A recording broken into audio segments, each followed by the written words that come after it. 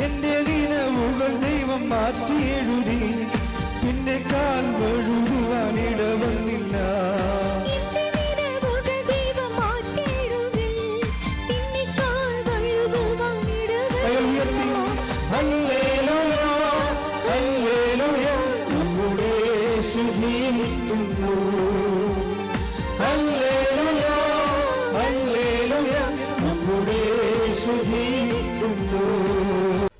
നമുക്ക് എപ്പോഴും പ്രാർത്ഥിക്കാവുന്ന, മഹത്വത്തെ വെളിപ്പെടുത്തുന്ന, വിടുതൽ പ്രാപിപ്പിക്കുന്ന,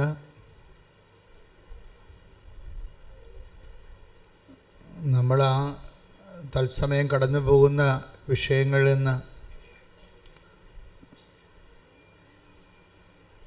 നമ്മളെ സഹായിക്കുന്ന ഏറ്റവും ലളിതമായ ഒരു കുഞ്ഞു പ്രാർത്ഥനയാണ്. എന്താണ്? ദൈവമേ, അങ്ങയുടെ നാമത്തെ മഹത്വപ്പെടുത്തണമേ. പക്ഷെ പ്രാർത്ഥനയിൽ വെച്ച് ഏറ്റവും ടോപ്പ് പ്രാർത്ഥനയാണ്. ഒന്ന് പറഞ്ഞ്, ദൈവമേ, അങ്ങയുടെ നാമത്തെ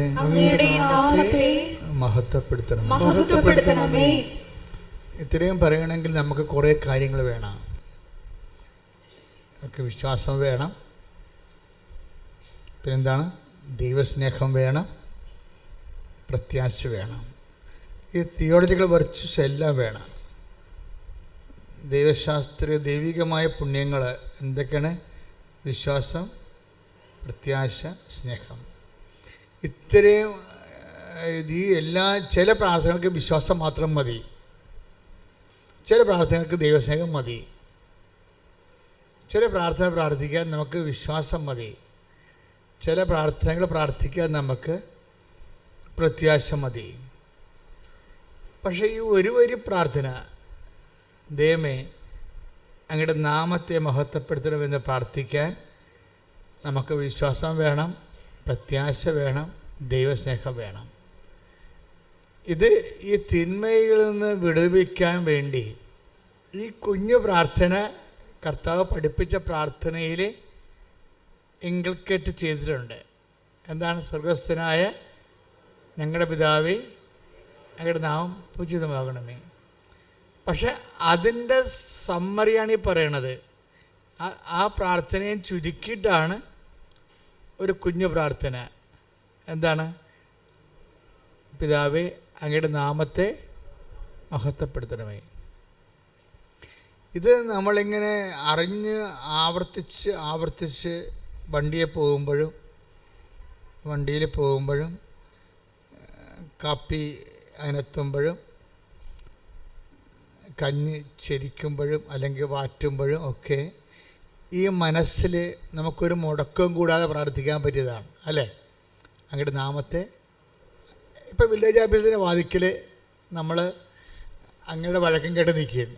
ഈ ജന്മത്തിൽ സംഭവം നടക്കത്തില്ല എന്ന് അവർ പറയുന്നു, എല്ലാവരും പറയുന്നു. അപ്പോഴും നമ്മൾ വിട്ടുകൊടുക്കത്തില്ല. എന്താ കാര്യം? ഇങ്ങനെ പല സർപ്പങ്ങളും തേളുകളും ഒക്കെ ഉണ്ടാവും നമ്മുടെ ജീവിതത്തിൽ. നിയമപരമായ തടസ്സങ്ങളുണ്ടാവും. ചിലപ്പോൾ നിയമപരമായ തടസ്സങ്ങളുണ്ടാവും, ചിലപ്പോൾ ശാരീരിക തടസ്സങ്ങളുണ്ടാവും, ചിലപ്പോൾ ടൈമിൻ്റെ തടസ്സം ഉണ്ടാവും, സമയത്തിൻ്റെ തടസ്സം. ഇങ്ങനെ വ്യത്യസ്തങ്ങളായ എല്ലാ തടസ്സങ്ങളെയും ഒറ്റയടിക്ക് ഒരു വലിയ മല പോലെ വരുന്ന കാർമേഘങ്ങളെ കാറ്റ് തുരത്തിക്കളയണ പോലെ കളയാൻ പറ്റുന്നതാണ് അങ്ങയുടെ നാമത്തെ മഹത്വപ്പെടുത്തണമേ. പറഞ്ഞേ, അങ്ങയുടെ നാമത്തെ മഹത്വപ്പെടുത്തണമേ. പിതാവേ എന്ന് പോലും വിളിക്കേണ്ട ആവശ്യമില്ല, രണ്ടുപേരും മതി. അങ്ങയുടെ നാമത്തെ മഹത്വപ്പെടുത്തണം. അപ്പം അത് പിതാവിനെയും പുത്രനെയും പരിശുദ്ധാത്മാവിനെയും എല്ലാം അതിൽ നമ്മൾ പ്രതീക്ഷിക്കുന്നുണ്ട്, നമ്മൾ പ്രീസപ്പോസ് ചെയ്യുന്നുണ്ട്. പക്ഷെ പറയുമ്പോഴെന്ത് വേണം? വിശ്വാസം വേണം, പ്രത്യാശ വേണം, സ്നേഹം വേണം. നമുക്ക് ആവതില്ലാതെ ഇരിക്കുന്ന സമയത്ത് ഇത് പറയാൻ പറ്റും.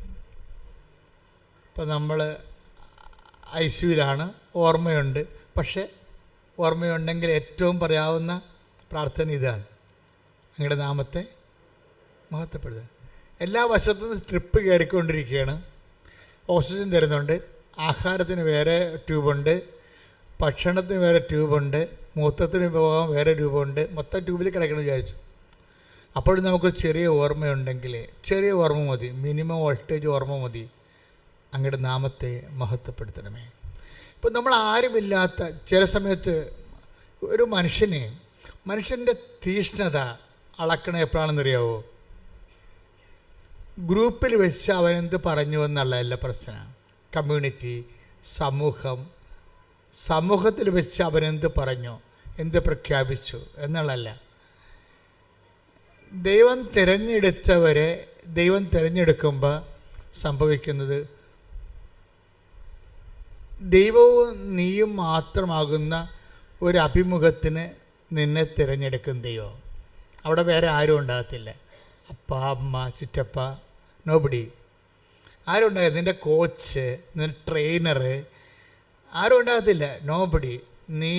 നീ എപ്പോഴും ശ്രദ്ധിക്കേണ്ട വിഷയം ഓർക്കണത്, നിങ്ങളുടെ ജീവിതത്തിൽ നിങ്ങൾ മാത്രമാകുന്നു. ഇപ്പോൾ കോടതി കയറി നിൽക്കുകയാണ് നമ്മൾ. ഇപ്പം ഞാൻ കൂട്ടി കയറി നിന്നിട്ടുണ്ട് 2 പ്രാവശ്യം. അപ്പോൾ കോടതി കയറി നിൽക്കുകയാണ്. ആ സമയത്ത് നമ്മളോട് ആയിട്ടാണ് മജിസ്ട്രേറ്റ് ചോദിക്കണത്. ആ സമയത്ത് നമുക്ക് പറഞ്ഞു തരാൻ നമ്മുടെ വക്കീലൊക്കെ ഉണ്ടെങ്കിലും വക്കീൽ പറഞ്ഞു തരാൻ പറ്റത്തില്ല. ആ സമയത്ത് നമ്മളോട് ഡയറക്റ്റ് നമ്മളെ വിസ്തരിക്കുകയല്ലേ, ഡയറക്റ്റ് ചോദിക്കുകയും. അപ്പോഴേ ഈശോ ഇങ്ങനെയുള്ള സെക്കുലർ മൂവ്മെൻറ്റ്സ്, സെക്ലൂഡഡ് ആയിട്ടുള്ള മൂവ്മെൻറ്റ്സിനെ ബൈബിൾ സുന്ദരമായ രീതിയിൽ അഡ്രസ്സ് ചെയ്യും. എന്താണ്? നീ ഇങ്ങനെ നിർത്തപ്പെടുന്ന സമയമുണ്ട്, ഇങ്ങനെ നീ നിർത്തപ്പെടും. അങ്ങനെ എവിടെ നിർത്തപ്പെട്ടാലും, അധികാരസ്ഥാനത്തായാലും ശരി, നിയമ ഉത്തരവാദിത്തമുള്ള സ്ഥലത്തായാലും ശരി, നീ ഒറ്റക്ക് നിർത്തപ്പെടുന്ന സ്ഥലം.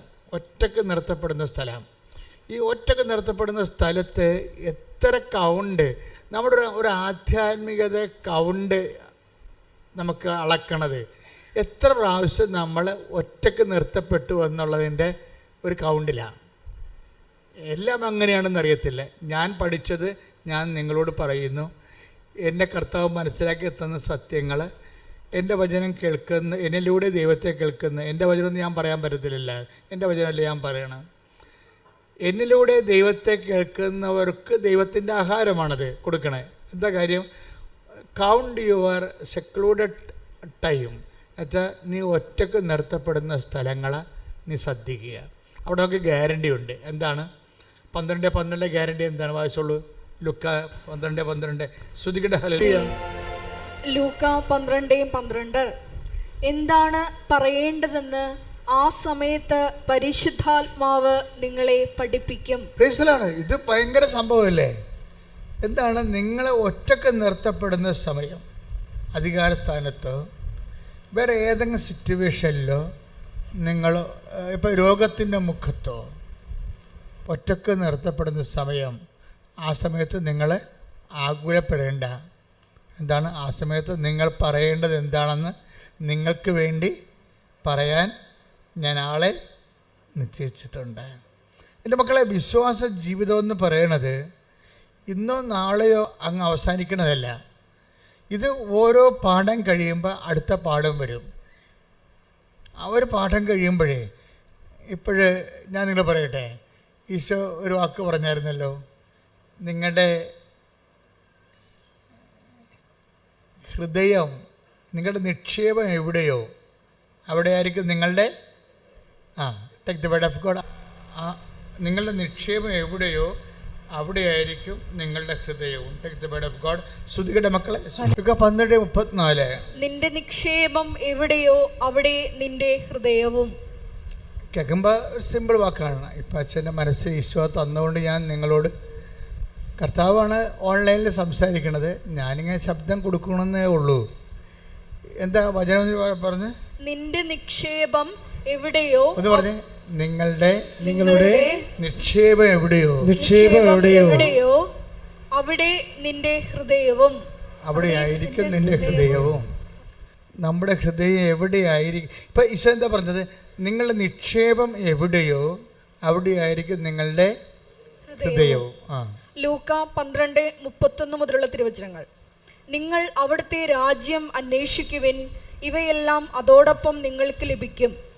ചെറിയ അജഗണമേ, ഭയപ്പെടേണ്ട, എന്തെന്നാൽ നിങ്ങൾക്ക് രാജ്യം നൽകാൻ നിങ്ങളുടെ പിതാവ് പ്രസാദിച്ചിരിക്കുന്നു. നിങ്ങളുടെ സമ്പത്ത് വിറ്റ് ദാനം ചെയ്യുവിൻ. പഴകിപ്പോകാത്ത പണസഞ്ചികൾ കരുതി വയ്ക്കുവിൻ. ഒടുങ്ങാത്ത നിക്ഷേപം സ്വർഗത്തിൽ സംഭരിച്ചു വയ്ക്കുവിൻ. അവിടെ കള്ളന്മാർ കടന്നു വരികയോ ചിതൽ നശിപ്പിക്കുകയോ ഇല്ല. പറഞ്ഞ ഒടുങ്ങാത്ത നിക്ഷേപം സ്വർഗത്തിൽ കരുതി വെക്കുവിൻ. അപ്പൊ ഈശോയുടെ മനസ്സ് മനസ്സിലായില്ലേ? ഇപ്പൊ നമുക്ക് ഈശോയെ മനസ്സിലാക്കാതെ നമുക്ക് ജീവിതം മനസ്സിലാകത്തില്ല. കാര്യം ഈശോ സ്വർഗത്തിന് വേണ്ടി ഏതറ്റം വരെയും പോയ ആളാണ്. പനി പിടിച്ച് മരിച്ച ആളല്ല, അറിയാമല്ല. കോവിഡ് വന്ന് മരിച്ചതുമില്ല. കുരിശിൽ കിടന്ന് മരിച്ചതിൻ്റെ പിന്നിൽ ഒറ്റ സത്യം മാത്രമേ ഉള്ളൂ: ദൈവിക ജീവൻ നഷ്ടപ്പെട്ടത് പുനരുദ്ധരിക്കണം, നിത്യത വരെ നമ്മളെ എത്തിക്കണം. അപ്പോൾ ഈശോയുടെ ഒരു അങ്ങനെ ഉള്ള ഈശോയാണ് നമ്മൾ ശ്രദ്ധിക്കുക. നിങ്ങൾ ഇന്ന് പറയണ കുറേ പ്രശ്നങ്ങളില്ലേ, ഞാനും നിങ്ങളും പറയുന്ന ജീവിത പ്രശ്നങ്ങൾ, ഈ ജീവിത പ്രശ്നങ്ങളൊക്കെ അതിനെ ഡയറക്റ്റ് നമ്മൾ അഭിമുഖീകരിക്കുകയാണെങ്കിൽ കുറേ ടൈം എടുക്കും. പറഞ്ഞ മനസ്സിലായോ? നിങ്ങളുടെ വീട്, ഞാൻ പറയുന്നത് ശ്രദ്ധിച്ച് കേൾക്കണം. നിങ്ങളുടെ വീട്, ജോലി, വിവാഹം, രോഗം, കടങ്ങൾ, ജപ്തി, വഴിയില്ല, വിവാഹം നടക്കണില്ല, നിങ്ങൾ ആ സബ്ജക്റ്റിനെ ഡയറക്റ്റ് ആക്രമിക്കാൻ പോയാൽ കുറേ സമയമെടുക്കും. സമയം കുറയ്ക്കാനുള്ള പരിപാടി പറയുകയാണ്. സമയം കുറയ്ക്കാൻ എന്ന് വെച്ച് കഴിഞ്ഞാൽ അത് നമ്മൾ ചെയ്യുന്നതിനേക്കാൾ നല്ലവണ്ണം ഈസിയായിട്ട് ആർക്ക് ചെയ്യാൻ പറ്റും? ഈശോ ചെയ്യും. അപ്പോൾ നമ്മൾ ചെയ്യേണ്ടത് എന്താണ്? ആദ്യം തന്നെ ഈശോയുടെ മനസ്സ് മനസ്സിലാക്കണം. ആ വചനം എത്രയായിരുന്നു പറഞ്ഞോളൂ? ലുക്ക 12:33. അതൊക്കെ നമ്മൾ വായിക്കുമ്പോൾ നിങ്ങളുടെ നിക്ഷേപം എവിടെയോ അവിടെയായിരിക്കും നിങ്ങളുടെ ഹൃദയവും. എന്നിട്ട് ഈശോ അതൊക്കെ പറഞ്ഞെന്താ പറഞ്ഞ? സ്വർഗത്തിൽ സ്വർഗത്തിൽ നിങ്ങൾ നിക്ഷേപം കരുതി വെക്കുവിൻ. അപ്പോഴ് ആ വചനം കൂടി ലിങ്ക് ചെയ്യുമ്പോൾ എന്താ നമുക്ക് ഈശോയുടെ മനസ്സെങ്ങനെ റീഡ് ചെയ്യണത്? നമ്മളുടെ നിക്ഷേപം എവിടെ ആയിരിക്കണമെന്നാണ് ഈശോ ഉദ്ദേശിക്കുന്നത്? സ്വർഗത്തിൽ. അതാണ് സംഭവം.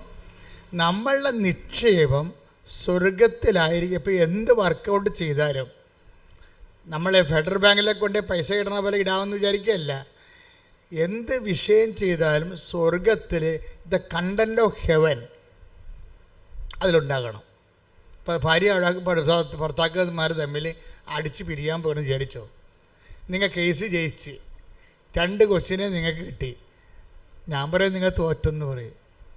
എന്താ? സ്വർഗം പോയില്ല, കൊച്ചിനല്ലേ കിട്ടിയുള്ളൂ. ആ കൊച്ചു നാളെ വല്ല കഞ്ചാവല്ലൊക്കെ അടിക്കണമെങ്കിൽ ഇപ്പോൾ തന്നെ കുഞ്ഞ് പറഞ്ഞു കേട്ടില്ലേ, വാപ്പാനെ തല്ലിക്കൊല്ലോ എന്ന് പറഞ്ഞില്ലേ? അമ്മയെ കൊന്ന കുഞ്ഞ് പറഞ്ഞത് വാപ്പാനെ തല്ലിക്കൊല്ലാൻ പറഞ്ഞു. മക്കൾ ഇപ്പം നിങ്ങൾ മക്കളെ കിട്ടിയെന്ന് പറഞ്ഞാലും നാളെ കാര്യങ്ങൾ നിങ്ങളെ തല്ലിക്കൊല്ലാൻ പറഞ്ഞാൽ ചിലപ്പോൾ പറഞ്ഞെന്ന് വരൂ. അറിയാമല്ലേ? നിങ്ങളെ കേട്ടില്ലേ കഴിഞ്ഞ ദിവസത്തെ ചരിത്രം? ഞാൻ പേര് നിങ്ങൾ അധികം പറയേണ്ട കാര്യമില്ല. അപ്പം നിങ്ങളിപ്പോൾ ഭർത്താവുമായിട്ട് ഇടിവെച്ച് നിങ്ങൾ ജയിച്ചു. നിങ്ങളുടെ വക്കീൽ കേമനായിരുന്നു. അയാൾ ഉള്ളത് ഇല്ലാത്തതൊക്കെ എഴുതി ചേർത്ത് നിങ്ങൾ അവിടെ സ്വർണം നേരത്തെ നിങ്ങൾക്കറിയാവില്ല, ഏത് വക്കീലിനും അറിയാം, ഏത് കോടതിക്കും അറിയാം, പിരിയണമെന്ന് പറഞ്ഞ പെണ്ണ് ഒരിക്കലും ഭർത്താവിൻ്റെ വീട്ടിൽ പൊന്നു വെക്കത്തില്ല.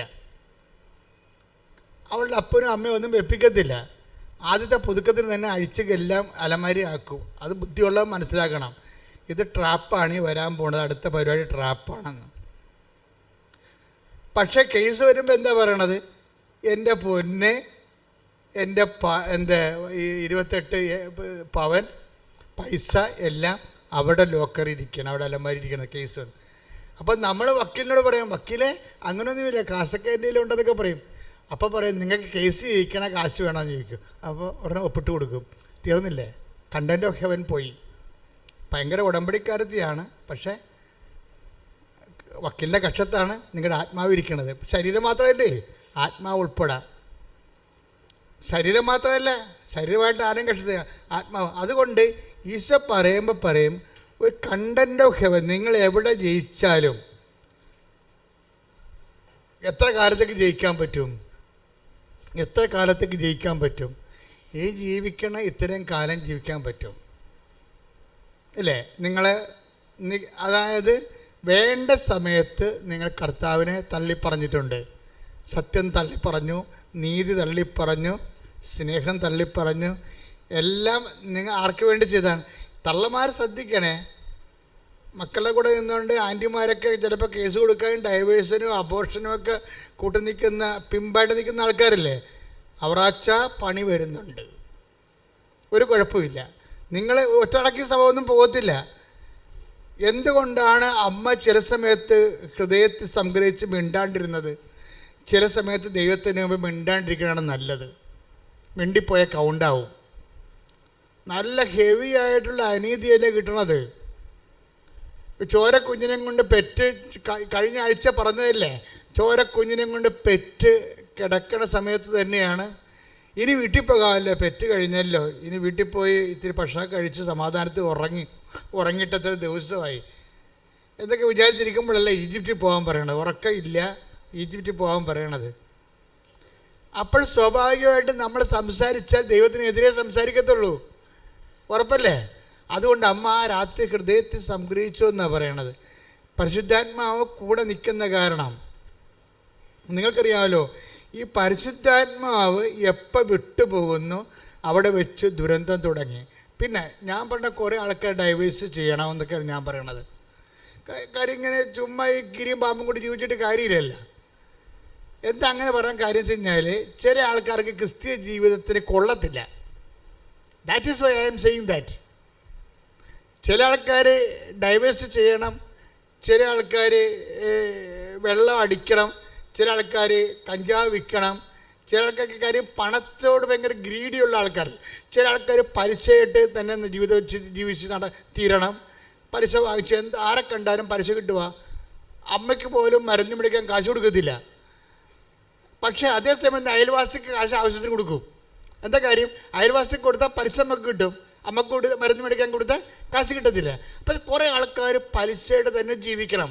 എന്താ കാര്യം? അവർക്ക് ക്രിസ്തീയ ജീവിതത്തിന് വേണ്ടി പറ്റത്തില്ല. അതാണ് പ്രശ്നം. ക്രിസ്തീയ ജീവിതം എന്ന് പറഞ്ഞാൽ സത്യസന്ധമായ ജീവിതമല്ലേ.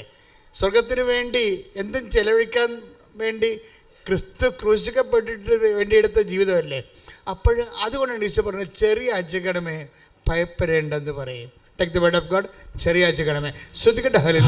ചെറിയ അജഗണമേ ഭയപ്പെടേണ്ട, എന്തെന്നാൽ നിങ്ങൾക്ക് രാജ്യം നൽകാൻ നിങ്ങളുടെ പിതാവ് പ്രസാദിച്ചിരിക്കുന്നു. അപ്പൊ ഈ കണ്ട കെട്ടുകാഴ്ച ഒന്നുമില്ല. അജഗണം ചെറുതാണെന്നല്ലേ പറയണം.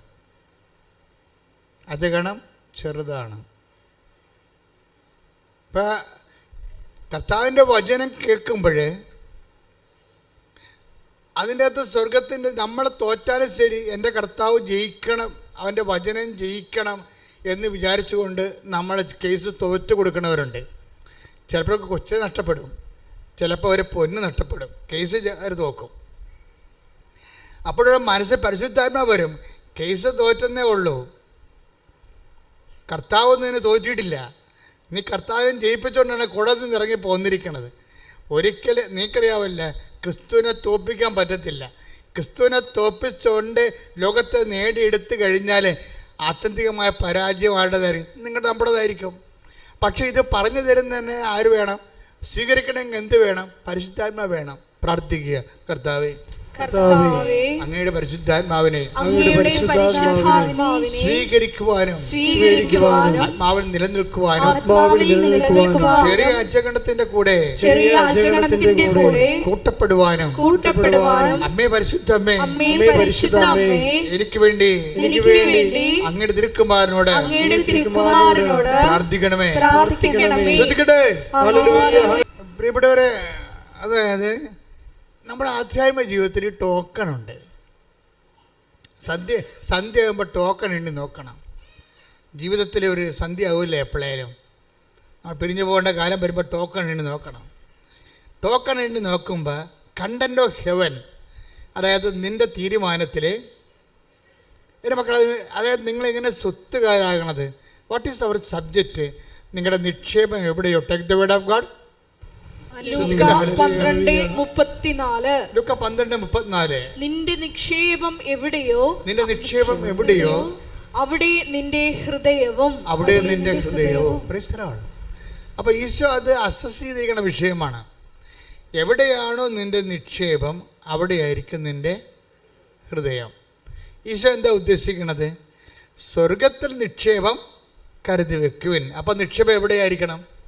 സ്വർഗത്തിലായിരിക്കണം. എന്ന് വെച്ചാൽ എങ്ങനെയാണ് സ്വർഗത്തിൽ നിക്ഷേപം ചെയ്യണത്? എന്ത് തീരുമാനമെടുത്താലും അതിൻ്റെ അതൊരു കണ്ടന്റ് ഓഫ് ഹെവൻ ഉണ്ടാകണം. അതാണ് ടോക്കൺ. പിടിയാ. എന്ത് തീരുമാനം എടുത്താലും, കൊടുക്ക വാങ്ങേണ്ട തീരുമാനം എടുത്താലും, ഇപ്പോൾ നിങ്ങൾക്ക് നിങ്ങളൊരു പൈസ കുറേ ആൾക്കാർക്ക് കൊടുത്തു. അപ്പോഴേ അവർ തന്നു, പക്ഷേ നിങ്ങൾ തന്നില്ലെന്ന് പറയുന്നു. രേഖ നിങ്ങളുടെ കയ്യിലില്ല. രേഖയില്ല വരുവേ. ഇപ്പം നല്ല ബന്ധമുള്ള ആൾക്കാർ തമ്മിൽ കൈമാറ്റത്തിന് ചിലപ്പോൾ രേഖ ഉണ്ടാകത്തില്ല. പിന്നെ ബന്ധം, ഞാൻ പറയണ എല്ലാത്തിനും രേഖ വെക്കണമെന്ന് ഞാൻ പറയത്തുള്ളൂ. എന്താ കാര്യം? നമ്മുടെ രേഖ ഇല്ലയെന്നുണ്ടെങ്കിൽ നാളെ കാലങ്ങളിൽ അവർ തന്നു എന്ന് പറഞ്ഞാൽ തന്നില്ല എന്ന് നമ്മൾ പറഞ്ഞ രേഖയില്ലല്ല. അപ്പം അതുകൊണ്ട് സ്വാഭാവികമായിട്ട് ഇങ്ങനെ വരുമ്പോൾ നമ്മൾ കൊടുത്തതാണ് അതിന്, പക്ഷെ അവർ കൊടുത്തിട്ടില്ല എന്ന് പറയുന്നു. നമുക്ക് രണ്ട് കാര്യങ്ങൾ ചെയ്യാം. ഒന്ന്, നിറയുള്ള പരിശുദ്ധാത്മാവിനെ ഈ കേസിൽ കക്ഷിയാക്കിക്കൊണ്ട് പരിശുദ്ധ അമ്മയെ മധ്യസ്ഥം നിർത്തിക്കൊണ്ട് ഈ വിഷയം നമുക്ക് കുറേ നാൾ കൊണ്ടുപോകാം. എന്താണ്? അവർക്കൊരു ബോധം ഉണ്ടാകുന്നിടത്തോളം. പക്ഷെ അവർക്ക് ബോധം ഉണ്ടാവും, നിങ്ങൾ കൊടുത്തതാണെന്ന് തന്നെയുള്ള ബോധം ഉണ്ടാവും. പക്ഷെ അവരത് പറയത്തില്ല. അവരപ്പോഴും പറയും, ബോധം ഉണ്ടായാലും അവർ പറയും തന്നിട്ടില്ലെന്ന് പറയും. അപ്പം നിങ്ങളെന്ത് ചെയ്യും? നിങ്ങൾ എന്തെങ്കിലും ഒരു മാർഗത്തിൽ അത് കുറച്ചെങ്കിലും കൊടുത്ത് ആ ചാപ്റ്റർ എഴുതി മേടിച്ച് ക്ലോസ് ചെയ്ത് കളയും. അപ്പോൾ ആര് തോറ്റു? അപ്പോൾ നമ്മൾ 2 പ്രാവശ്യം കാശ് തോറ്റില്ലേ? ആദ്യം ഒന്ന് കൊടുത്തു. ഇപ്പോൾ കോംപ്രമൈസ് ആകാൻ വേണ്ടി, ആ സഹോദരനോട് വൈരാഗ്യം ഉണ്ടാകാതിരിക്കാൻ വേണ്ടി, വൈരാഗ്യവും പണവും കൂടി ഒരുമിച്ച് വന്നാൽ കർത്താവ് പറയും വൈരാഗ്യം കുറച്ചിട്ട് പണം കൊടുക്കാൻ പറയും. വൈരാഗ്യം, കാര്യം നിൻ്റെ സഹോദരൻ നീ ബലിയർപ്പിക്കാൻ വരുമ്പോൾ നിൻ്റെ take the word of God. 5:23 സ്തുതിക്കട്ടെ. ഹല്ലേലൂയ. മത്തായി 5:23. നീ ബലിപീഠത്തിൽ കാഴ്ച അർപ്പിക്കുമ്പോൾ, ഒന്ന് പറഞ്ഞേ, നീ ബലിപീഠത്തിൽ കാഴ്ച അർപ്പിക്കുമ്പോൾ നിന്റെ സഹോദരന് നിന്നോട് എന്തെങ്കിലും വിരോധമുണ്ടെന്ന് അവിടെ വെച്ച് ഓർത്താൽ കാഴ്ച വസ്തു അവിടെ ബലിപീഠത്തിന് മുമ്പിൽ വെച്ചിട്ട് പോയി സഹോദരനോട് രമ്യതപ്പെടുക.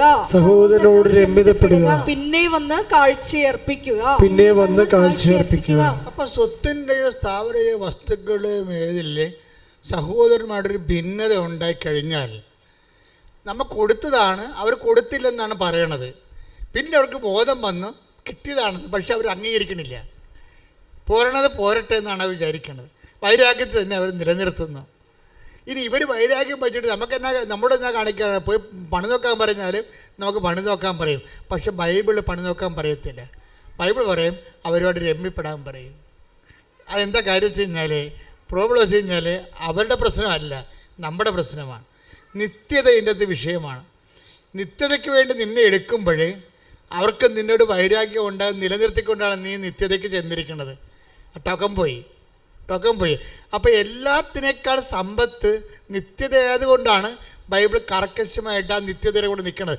നമുക്ക് സ്ഥാപനജംഗ വസ്തുക്കൾ നഷ്ടം ഉണ്ടായാലും ക്രിസ്തുവിൻ്റെ പീഡാനുഭവത്തിൽ നമ്മൾ വിശ്വസിക്കുകയും അവൻ്റെ വീണ്ടെടുപ്പിൽ നമുക്ക് വേണ്ടി കൊടുത്തു നമ്മൾ വിശ്വസിക്കുകയും അവൻ്റെ കൂടെ ജീവിതം നിത്യകാലം ജീവിക്കാമെന്ന് നമ്മൾ വിശ്വസിക്കുകയും ചെയ്തുള്ള ആ വിശ്വാസ ജീവിതത്തിനെ കളങ്കം ഉണ്ടാകാതിരിക്കാൻ വേണ്ടിയാണ് അവരുമായിട്ട് സ്ഥാപനജംഗ വസ്തുക്കളുടെ കാര്യത്തിൽ നിങ്ങൾക്ക് കോട്ടവും നഷ്ടവും ഉണ്ടായാലും സ്നേഹത്തിൻ്റെ കാര്യത്തിൽ രമ്യപ്പെട്ടുകൊണ്ട് നിത്യജീവൻ ഉറപ്പാക്കാൻ പറയണത് ക്രിസ്തുവിന് മാത്രമേ അങ്ങനെ പറയാൻ പറ്റത്തുള്ളൂ.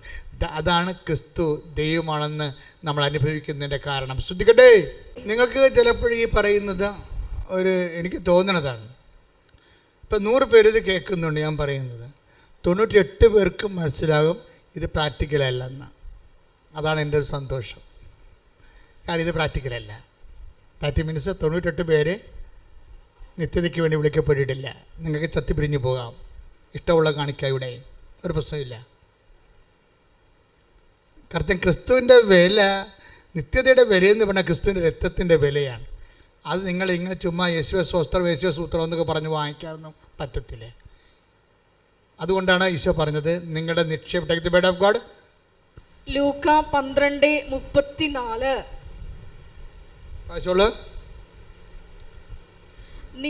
നിന്റെ നിക്ഷേപം എവിടെയോ പറഞ്ഞേ, നിന്റെ നിക്ഷേപം എവിടെയോ അവിടെ നിന്റെ ഹൃദയവും. അപ്പം അർത്ഥം എന്താണ്? നിങ്ങളുടെ നിക്ഷേപം എവിടെ ആയിരിക്കണമെന്നാണ് ഈശോ ഉദ്ദേശിക്കുന്നത്? ആ സ്വർഗത്തിൽ നിക്ഷേപം കരുതി വെക്കാൻ പറ്റുന്നുണ്ട്. അതെങ്ങനെ സ്വർഗത്തിൽ നിക്ഷേപം കരുതി വെക്കണത്? എന്ത് തീരുമാനിച്ചാലും എന്ത് ചെയ്താലും അതിനകത്തൊരു കണ്ടൻറ്റ് സ്വർഗത്തിൻ്റെതായിരിക്കണം. സ്വർഗത്തെ മുൻനിർത്തിക്കൊണ്ട്, എന്നുവെച്ചാൽ സ്വർഗം എന്തുകൊണ്ട് എന്താ ഉദ്ദേശിക്കണത്? നിത്യതയെ മുൻനിർത്തിക്കൊണ്ടാണ്. ഇപ്പം നമുക്കൊന്നും ചെയ്യാൻ പറ്റാതിരിക്കുന്നതും പേഷ്യൻ്റ് കാണിക്കണതും എന്താ കാര്യം? ഈ നിത്യത എന്നുള്ള കണ്ടൻറ്റ് ഉള്ളത് കൊണ്ടാണ്. കാര്യം അമ്മയെ ഞാൻ നേരെ കണ്ടതല്ലേ, ഞാനിത് പറഞ്ഞില്ലെങ്കിൽ പറയാതെ അങ്ങോട്ട് ചെന്നിട്ട് കാര്യമില്ലേ? അതാണ് പ്രശ്നം. നിങ്ങൾ ആരും വിശ്വസിച്ചില്ലെങ്കിലും എല്ലാവരും ഇറങ്ങിപ്പോയാലും എനിക്കിത് പറയേണ്ടി വരും. കാര്യം എന്താണ്? നിത്യതയെന്ന് പറഞ്ഞ സംഭവം അമ്മയെ ഞാൻ നേരെ തന്നെ കണ്ണേ കണ്ടതാണ്. അപ്പം അത് ഞാൻ പറഞ്ഞില്ലെങ്കിൽ പിന്നെ ഉടമ്പടിയെക്കുറിച്ച് പറഞ്ഞിട്ട് ആൾക്കാരെ മുഴുവൻ ലോകത്തിലുള്ള എല്ലാ ആൾക്കാരും ഇവിടെ ഉണ്ട്. എല്ലാവരും വന്നിരിക്കണം IELTS പാസ്സാകാനും വസ്തു വിൽക്കാനും കല്യാണം നടത്താനും കുഞ്ഞുങ്ങൾ ജയിക്കാനും ഒക്കെ എല്ലാവർക്കും ദൈവം അതെല്ലാം കൊടുക്കുന്നുണ്ട്. അത് ഈ ജീവിതത്തിന് വേണ്ടി മാത്രമുള്ളതാണ്. പക്ഷേ ഈ ജീവിതത്തിന് വേണ്ടി മാത്രമാണ് നിങ്ങൾ യേശുക്രിസ്തു പ്രത്യാശ അർപ്പിച്ചെങ്കിൽ. 1 കൊരിന്തോസ് 15:19. ഈ ജീവിതത്തിന് വേണ്ടി മാത്രം, പറഞ്ഞേ, ഈ ജീവിതത്തിന് വേണ്ടി മാത്രം ക്രിസ്തുവിൽ പ്രത്യാശ വച്ചിട്ടുള്ളവരാണെങ്കിൽ നമ്മൾ എല്ലാ മനുഷ്യരെക്കാൾ നിർഭാഗ്യരാണ്. അതാ പ്രശ്നം. എന്തൊരു ക്ലിയർ ആണ് വേട്. 1 കൊരിന്തോസ് 15:19 എന്താ പറയണത്? ഈ ജീവിതത്തിന് വേണ്ടി മാത്രമാണ്. പറഞ്ഞേ, ഈ ജീവിതത്തിന് വേണ്ടി മാത്രമാണ് നിങ്ങൾ യേശുക്രിസ്തുവിൽ പ്രത്യാശ വെച്ചിട്ടുള്ളതെങ്കിൽ മറ്റെല്ലാ മനുഷ്യരെക്കാളും നിങ്ങൾ ഹതഭാഗ്യരാണ്. സംഭവം. അപ്പൊ യേശുക്രിസ്തുവിൽ പ്രത്യാശ അർപ്പിക്കുന്നത് ഈ ജീവിതത്തിന് വേണ്ടി മാത്രമല്ല, ഈ ജീവിതത്തിന് വേണ്ടിയാണെന്നല്ല, ഈ ജീവിതത്തിന് വേണ്ടി മാത്രമെന്നാണ് പറഞ്ഞിരിക്കുന്നത്. വെച്ചാൽ ഈ ജീവിതത്തിനുള്ളതും കർത്താവ് ക്രമീകരിക്കും, വരാൻ പോകുന്ന ജീവിതത്തിനുള്ളതും കർത്താവ് ക്രമീകരിക്കും. കാരണം എന്താണ്? ക്രിസ്തു എല്ലാമാണ്. Take the word of God. 3:11. ശ്രദ്ധിക്കട്ടെ. കൊളോസ്യസ് 3:11. ക്രിസ്തു എല്ലാമാണ്, എല്ലാവരിലുമാണ്. ഏറ്റു പറഞ്ഞേ, ക്രിസ്തു എല്ലാമാണ്, എല്ലാവരിലുമാണ്. നിങ്ങളിതൊക്കെ പഠിച്ചിരിക്കുകയാണ് ഇപ്പോഴേ. രസവാ. അച്ഛൻ്റെ ധ്യാനത്തിൻ്റെ താഴെ വിശ്വാസം ഇല്ലാത്തവരെ കൊണ്ടുവന്ന് കുറേ കമൻറ്റുകൾ ഇടും. ആൾക്കാരെന്താ ചെയ്യണത്? ആൾക്കാർ ഉടനെ തന്നെ ഉടമ്പടിയുടെ വചനങ്ങൾ, അവർക്കറിയാവുന്ന വചനങ്ങൾ കോട്ട് ചെയ്തിട്ട് അതിനെ റിഫ്യൂട്ട് ചെയ്ത് കളയും. കാര്യം ഇപ്പം ജനങ്ങൾക്ക് വചനങ്ങൾ അറിയാം, ജനങ്ങൾക്ക് ആത്മീയ ജീവിതം അറിയാം. പിന്നെ ഞാൻ എന്താ നോക്കണമെന്ന് വെച്ച് കഴിഞ്ഞാൽ, ഞാൻ ക്രിസ്തുവിന് എപ്പോഴും ഒരു മനസ്സുണ്ടേ. എന്നുവെച്ചാൽ ഞാൻ ഇരിക്കുന്നിടത്ത് നിങ്ങളും ആയിരിക്കണം. Take the word of God. ശ്രദ്ധിക്കട്ടെ. ഹല്ലേലൂയ. ഞാൻ പോയി നിങ്ങൾക്ക് സ്ഥലം ഒരുക്കി കഴിയുമ്പോൾ പറഞ്ഞേ, ഞാൻ പോയി നിങ്ങൾക്ക് സ്ഥലം ഒരുക്കി കഴിയുമ്പോൾ ഞാൻ ആയിരിക്കുന്നിടത്ത് നിങ്ങളും ആയിരിക്കേണ്ടതിന് ഞാൻ വീണ്ടും വന്ന് നിങ്ങളെയും കൂട്ടിക്കൊണ്ടുപോകും. അപ്പൊ എന്നല്ലെങ്കിൽ നാളെ കർത്താവിൽ യാത്രയാകുന്നവനെ കൂട്ടിക്കൊണ്ടുപോകുന്നത് ആരാണെന്ന് ഉറപ്പാണല്ല. ഞാൻ വീണ്ടും വന്ന് നിങ്ങളെ കൂട്ടിക്കൊണ്ടുപോകും. അതുകൊണ്ടാണ് മരണത്തെ ഭയമില്ലാത്തത്. കർത്താവ് കൂട്ടിക്കൊണ്ടുപോകാൻ ചാരത്ത് നിൽക്കുന്നത് കൊണ്ട്, ആ ബോധമുള്ളത് കൊണ്ടാണ് മരണത്തെ ഭയക്കാത്തത്. അതായത് ഞാൻ വീണ്ടും വന്ന് നിങ്ങളെ കൂട്ടിക്കൊണ്ടുപോകും. കാരണം എന്താണ്? ഞാനിരിക്കുന്നിടത്ത്, ഏറ്റു പറഞ്ഞു, ഞാനിരിക്കുന്നിടത്ത് നിങ്ങളും ആയിരിക്കണം. ഞാൻ എവിടേക്കാണ് പോകുന്നതെന്ന് പറഞ്ഞേ, എവിടേക്കാണ് പോകുന്നതെന്ന് നിങ്ങൾക്കറിയാം. അപ്പോൾ തോമസ് പറഞ്ഞു, കർത്താവേ, അങ്ങ് എവിടേക്ക് പോകുന്നുവെന്ന് ഞങ്ങൾക്കറിയത്തില്ല. പിന്നെ വഴി ഞങ്ങൾ എങ്ങനെ അറിയും? അപ്പോൾ ഈശോ പറഞ്ഞു, ഞാനാകുന്നു വഴിയും സത്യവും ജീവനും. ഞാനാകുന്നു വഴിയും സത്യവും ജീവനും. ഞാൻ വഴിയല്ലാതെ ആരും പിതാവിന്റെ ഭവനത്തിൽ എത്തുന്നില്ല. എന്റെ മക്കളെ, കണ്ടന്റ് ഓഫ് ഹെവൻ, സ്വർഗത്തിന്റെ ഒരു കണം. നമ്മൾ ദൈവക്കണമെന്ന് ശാസ്ത്രജ്ഞന്മാർ പറയത്തില്ലേ, അതുപോലൊരു ദൈവക്കണം, ഒരു ഡിവൈൻ മോളിക്യൂൾ നമ്മളുടെ എല്ലാ പ്രവർത്തനങ്ങളുടെയും ചെയ്തികളുടെയും സംസാരങ്ങളുടെയും ഉള്ളിൽ ഒരു ദൈവക്കണമുണ്ടാകും. ദൈവക്കണം ഉണ്ടാകണം എന്നുവെച്ചാൽ അത് സ്വർഗത്തിൻ്റെ കണമായിരിക്കണം. സ്വർഗത്തിൻ്റെ കണിക എന്താണത്? എന്നെയും നിന്നെയും നിത്യതയോട് അടുപ്പിക്കുന്ന കർത്താവിൻ്റെ വചനത്തിൻ്റെ നിറവേറ്റമായിരിക്കണം നമ്മുടെ ജീവിതം. കൈയടിച്ച് കർത്താവോട് ഇതൊരു നിക്ഷേപമാണ്. നിൻ്റെ ജീവിതത്തിലെ സംസാരങ്ങളിലെ ചെയ്തികളിലെ തീരുമാനങ്ങളിലെ വചനത്തിൻ്റെ നിത്യതയുടെ ഒരു കണമുണ്ടെങ്കിൽ അതൊരു നിക്ഷേപമാണ്, സ്വർഗത്തിലുള്ള നിക്ഷേപമാണ്. പ്രാർത്ഥിക്കുക, കർത്താവേ, നിന്റെ നാമത്തിൽ ഞാൻ ജീവിക്കുമ്പോഴേ എന്റെ വർത്തമാനങ്ങള് ചെയ്തികള് സംസാരങ്ങള് ഈശോയെ അവിടെ എല്ലാം സ്വർഗത്തിന്റെ ഒരു കണമുണ്ടാകാൻ, ദൈവക്കണമുണ്ടാകാൻ, എന്നെ നിത്യതയോട് അടുപ്പിക്കുവാൻ എന്നെ പ്രത്യേകമായി അങ്ങ് താങ്ങി ഒരുക്കണമേ, എന്നെ സംരക്ഷിക്കണമേ. ശ്രദ്ധിക്കട്ടെ. അതുകൊണ്ട് ചില കാര്യങ്ങൾ നമുക്ക് മനസ്സിലാവില്ല ജീവിതത്തിൽ. നിങ്ങൾ നീതിമാനാകാം, നീതിമതിയാകാം, നിങ്ങൾക്ക് എന്തെങ്കിലും ഉണ്ടെങ്കിൽ ഇല്ലാത്തൊരു പങ്കുവെക്കുന്ന ശീലമുള്ള ആളാകാം, ഒരാളുടെ കൈ ഒഴുകി അല്ലെങ്കിൽ അവരെ സഹായിക്കാനുള്ള മനസ്സുള്ളവളാകാം. പക്ഷെ നിനക്ക് സംഭവിക്കുന്നതെല്ലാം അവർക്ക് സംഭവിക്കുന്നതിനേക്കാളും മോശമായിട്ട് ജീവിതം ഉണ്ടാകും. അപ്പോൾ നീ വിശ്വാസത്തിൽ നിന്ന് തള്ളി മാറ്റപ്പെടും. വിശ്വാസം നിനക്ക് ഒറ്റക്ക് സംരക്ഷിക്കാൻ പറ്റത്തില്ല. പറഞ്ഞ് മനസ്സിലാകുന്നുണ്ടോ? അതായത് നമ്മൾ നല്ല വ്യക്തിയാകാം, സഹായിക്കുന്നയാളാകാം, മറ്റുള്ളവർക്ക് ഇല്ലായ്മയിൽ കണ്ട് കൈകറിഞ്ഞ് സഹായിക്കുന്നവരാകാം, നല്ല സ്വഭാവമുള്ളവരാകാം. പക്ഷെ നീ എത്ര നല്ല വ്യക്തിയായാലും നിനക്കറിയാവില്ലേ, സ്വർഗത്തിൻ്റെ ഒരു സൂക്കേട് ക്രിസ്തുവിന് പോലും ഒഴിവ് കഴിവില്ലാഞ്ഞ ഒരു സൂക്കേടാണ്. എന്ന് വെച്ചാൽ നിനക്കുടനെ അടുത്ത പാഠം തരും. ഇപ്പം ചില സ്പോർട്സ് പഠിപ്പിക്കുന്ന അധ്യാപകർ, ഫിസിക്കൽ എഡ്യൂക്കേഷൻ അല്ലേ, അവരല്ലേ നമ്മളെ സ്പോർട്സൊക്കെ പഠിപ്പിക്കണം സാർമാർ.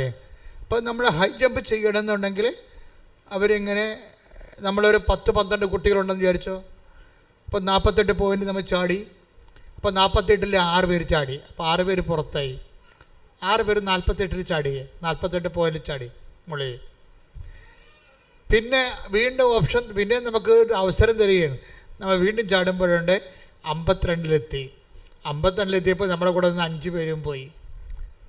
അപ്പം നമ്മൾ ജയിച്ചല്ല. പക്ഷേ ഫിസിക്കൽ എഡ്യൂക്കേഷൻ സാർ പറയും ജയിച്ചിട്ടില്ലെന്ന് പറയും.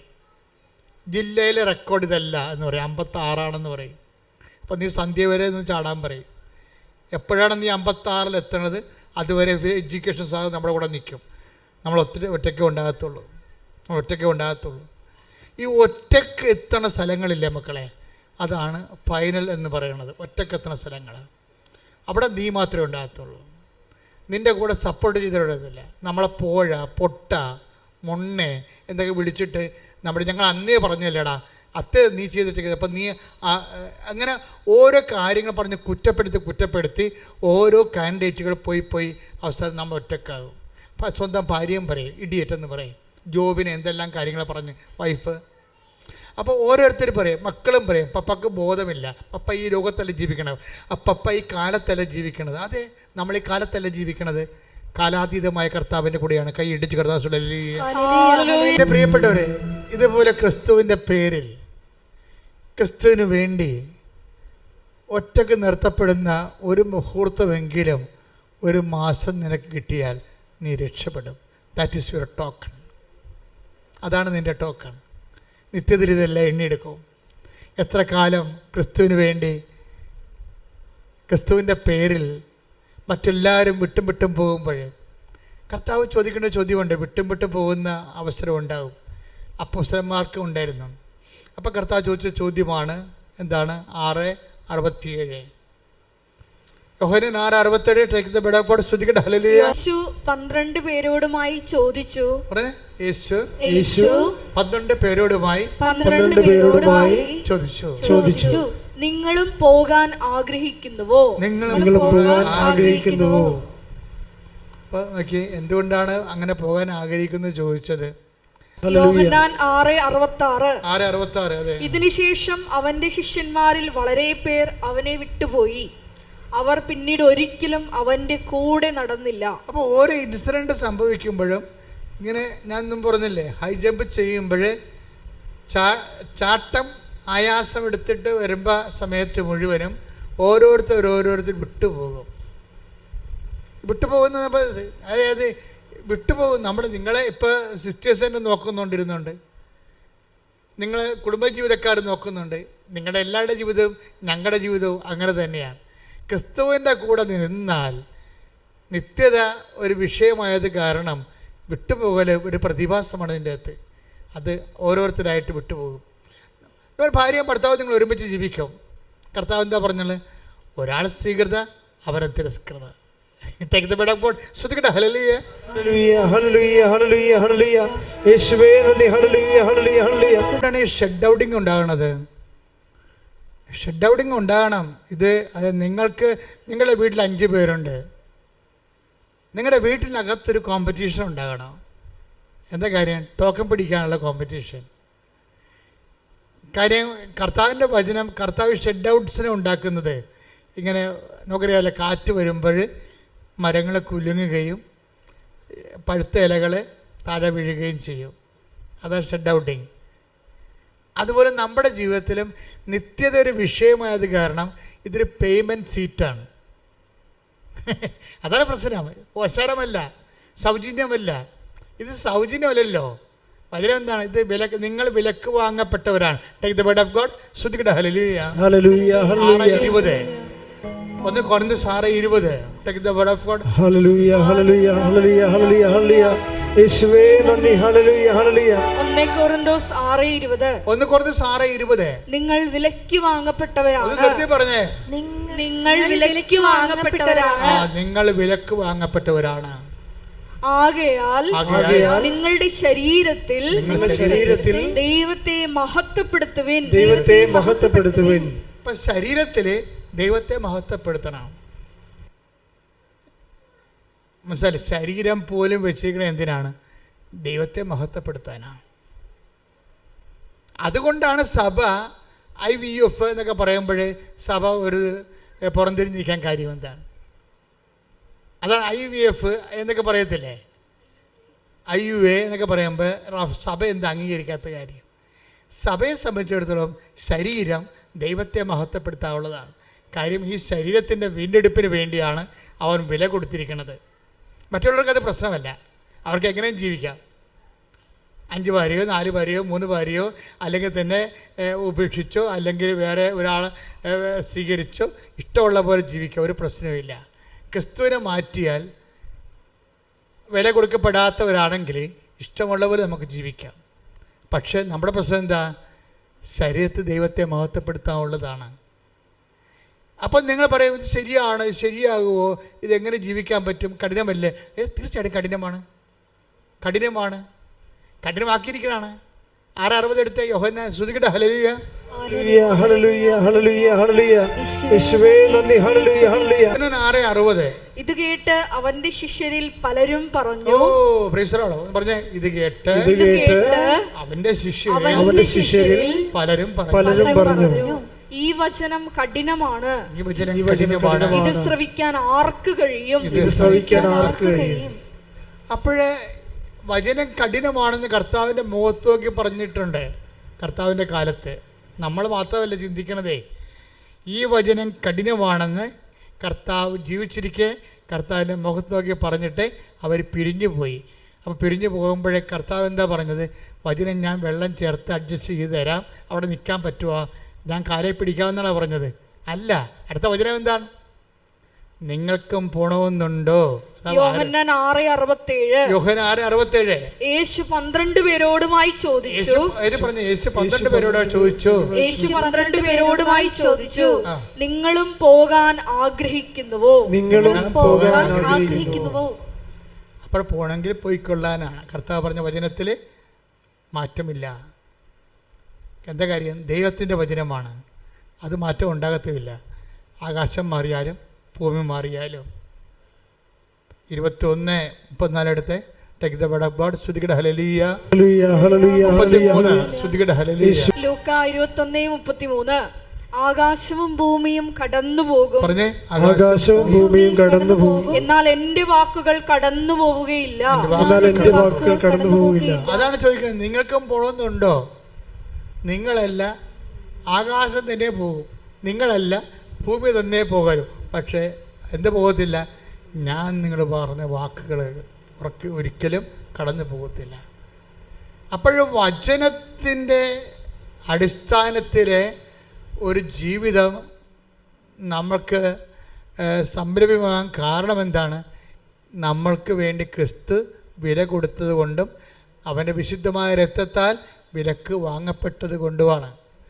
അതുകൊണ്ട് തന്നെ ഈ മുന്നോട്ടുള്ള ആഴ്ചയിലെ പലതരത്തിലുള്ള ഗ്രേഡുകളുണ്ട്. മനുഷ്യന് പലതരത്തിലുള്ള ഗ്രേഡുകളുണ്ട്. നിത്യതയിൽ ഒത്തിരിയേറെ ഗ്രേഡുകളുണ്ട്. അതായത് ഇപ്പോൾ നിത്യതയിൽ ഇപ്പം മഹത്വത്വം, നമ്മുടെ വിഷയം എന്താണ്? മഹത്വമല്ലേ വിഷയം. ആത്മാവ് പ്രാപിക്കുന്ന മഹത്വത്തിന് അനുപാതികമായിട്ടാണ് നമ്മൾ ദൈവത്തിൽ അനുഭവ സന്തോഷം അനുഭവിക്കുന്നത്. ദൈവത്തെ അറിയുന്ന അനുസരിച്ച് കൊണ്ട് നമുക്ക് എന്തുമാത്രം നമ്മുടെ ആത്മാവ് മഹത്വപ്പെട്ടതാണോ അതനുസരിച്ച് ദൈവത്തെ നമുക്ക് ആ ബോധത്തിൽ അനുഭവിച്ചറിയാൻ പറ്റും. എന്തുമാത്രം നമുക്ക് അറിയാൻ പറ്റുമോ അത്രയും നമുക്ക് സന്തോഷം ഉണ്ടാകും. സ്വർഗത്തിലെ ഓരോരുത്തരുടെയും ആത്മാവിൻ്റെ സന്തോഷത്തിന് വ്യത്യാസമുണ്ട്. 1 Corinthians 15:43-41. സൂര്യന്റെ തേജസ് ഒന്ന്. ഒന്ന് പറഞ്ഞേ, സൂര്യന്റെ തേജസ് ഒന്ന്. ചന്ദ്രന്റേത് മറ്റൊന്ന്.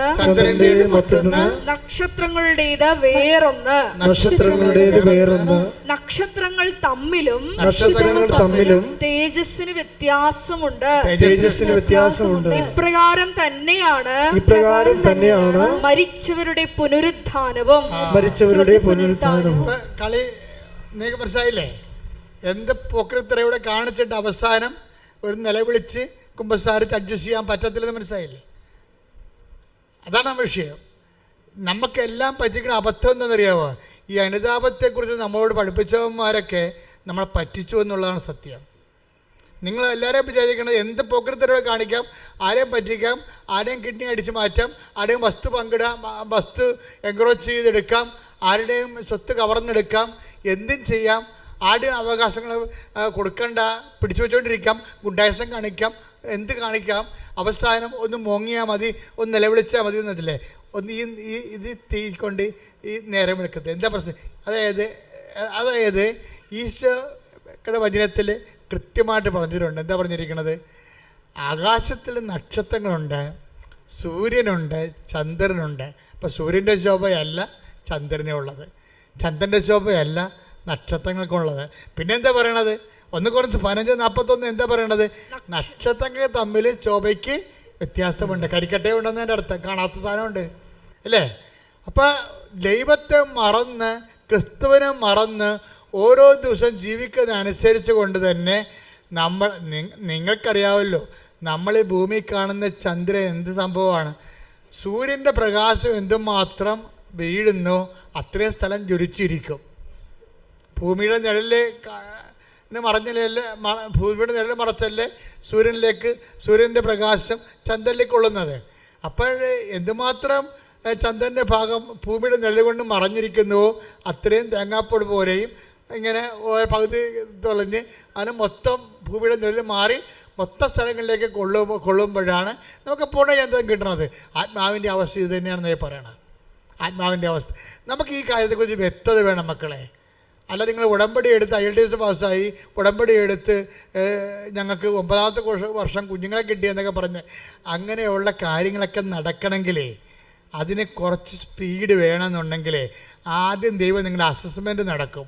നിങ്ങൾ ഇത് കഴിഞ്ഞ് എങ്ങോട്ട് പോകുമെന്ന്.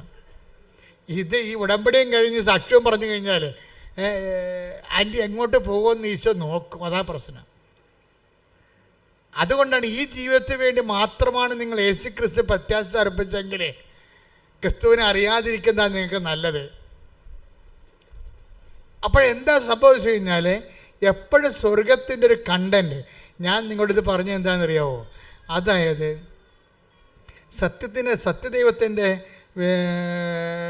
വിശുദ്ധ വേദപുസ്തകത്തിൻ്റെ വചനങ്ങൾ നിങ്ങൾ കേൾക്കുമ്പോഴേ നിങ്ങൾ എപ്പോഴും കർത്താവിനോട് തീവ്രമായിട്ട് സ്വർഗത്തെക്കുറിച്ചൊന്ന് ദാഹിക്കണം.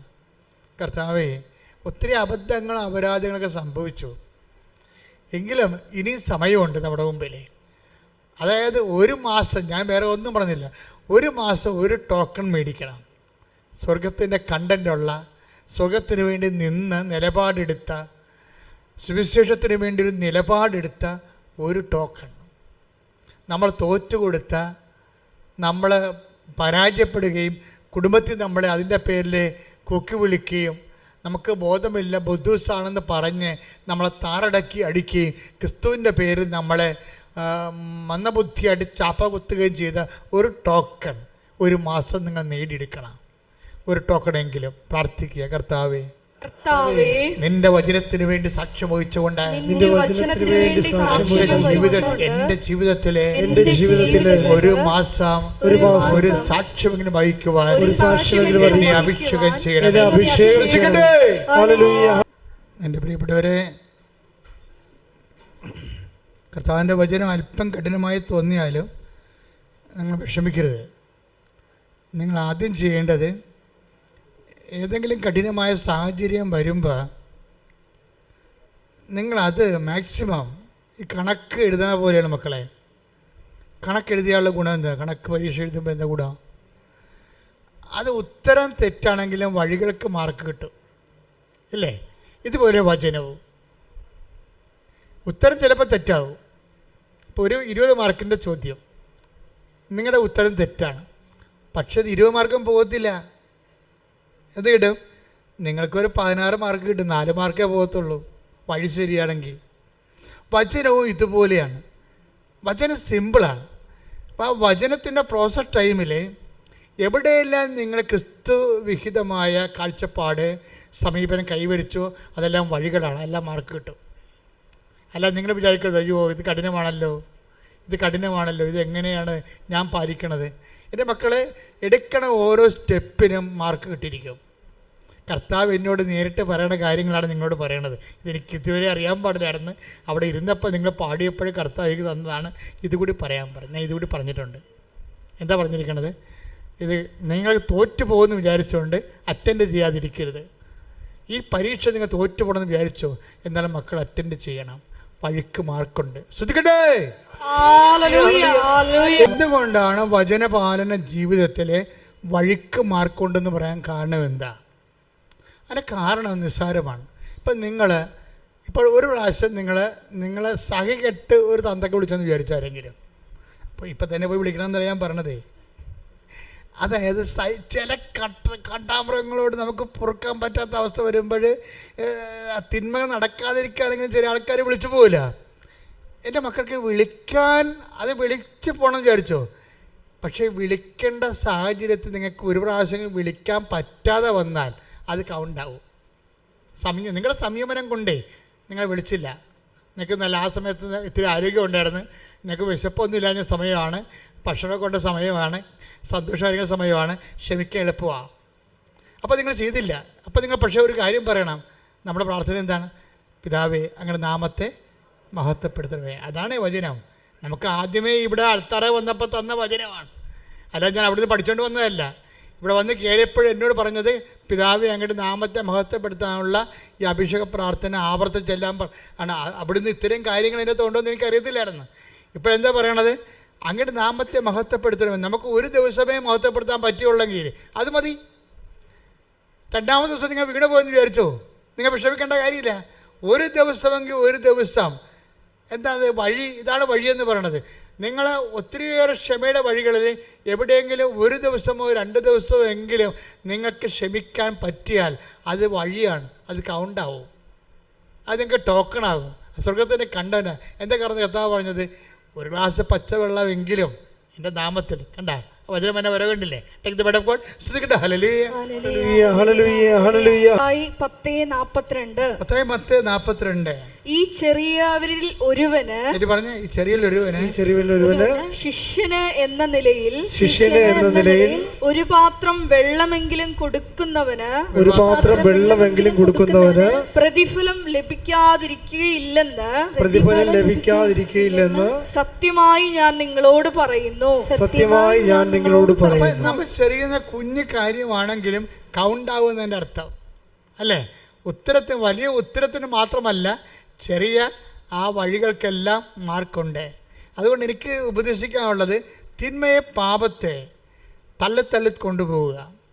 മാക്സിമം ചെയ്യാതെ തിന്മയെ പാപത്തെ നീക്കി ചെയ്യാതെ പറയാതെ മുന്നോട്ട് നീക്കി കൊണ്ടുപോവുക.